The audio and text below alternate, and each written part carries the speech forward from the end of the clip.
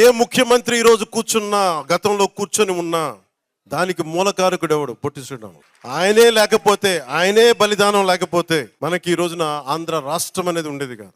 So నేను ఉన్నది దేనికి అంటే, ఇంతమంది గొప్ప మహానుభావులు ఉన్నారు. నేను అన్నా క్యాంటీన్లతో మాట్లాడి ఒకటి అడిగాను, అన్నా గారి క్యాంటీన్లతో పాటు డొక్కా సీతమ్మ గారి క్యాంటీన్లు రావాలి.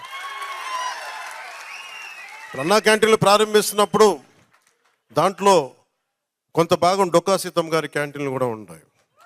దేనికి పెట్టుకోవాలి డొక్కా సీతమ్మ గారి? ఎందుకంటే అసలు మనకి ఈ రోజున ఒక పూట భోజనం పెట్టడానికి హోటల్లో పెట్టేయచ్చు, కొని పెట్టేయచ్చు.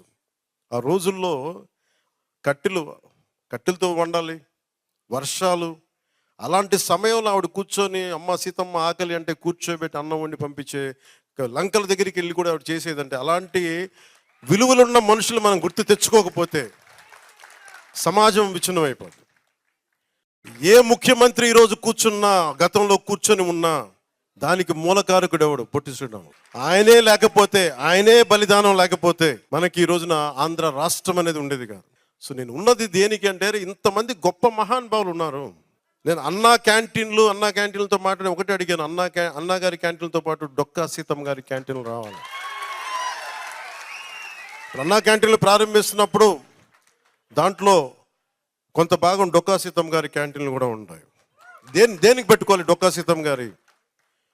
ఎందుకంటే అసలు మనకి ఈ రోజున ఒక పూట భోజనం పెట్టడానికి హోటల్లో పెట్టేయచ్చు, కొని పెట్టేయచ్చు. ఆ రోజుల్లో కట్టెలతో వండాలి, వర్షాలు. అలాంటి సమయంలో ఆవిడ కూర్చొని అమ్మ సీతమ్మ ఆకలి అంటే కూర్చోబెట్టి అన్నం వండి పంపించే లంకల దగ్గరికి వెళ్ళి కూడా ఆవిడ చేసేదంటే, అలాంటి విలువలున్న మనుషులు మనం గుర్తు తెచ్చుకోకపోతే సమాజం విచ్ఛిన్నం అయిపోతుంది.